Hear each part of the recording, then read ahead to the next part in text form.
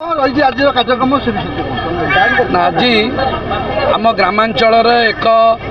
पवित्र विद्या मंदिर नहंग उच्च विद्यालय वार्षिक क्रीड़ा उत्सव एवं वार्षिक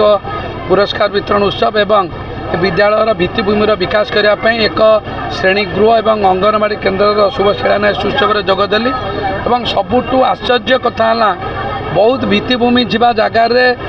उपस्थापन पिला संख्या कम थिला बेले जे नहंग उच्च विद्यालय कम्युनिकेशन एवं इंफ्रास्ट्रक्चरल डेवलपमेंट ग्रोथ नथिला बेले ये पाखापाखि 377 पिला पाठ पढ़ुथिबारु बहुत खुशी लगिला एवं ये आशा करुच्ची एभली एक ग्रामांचल एत परिमाण रे पिला पाठ पढ़ुथिबारु ये विद्यालय को आगामी दिन में एक मॉडल स्कूल करा जिवो एठी इंफ्रास्ट्रक्चरल एंड एकेडमिकली बहुत डेवलपमेंट करा जिवो सेति आमे मध्य बहुत आलुमिनी और एसएमसी स्कूल टीचर हेडमास्टर समस्त संगे आलोचना कलु आज बहुत खुशी कथा बहुत पिला थे पिला मानकर उपस्थित पिला मानकर पाठ पढ़ार आग्रह मत बहुत उत्साहित करता तेणु एभली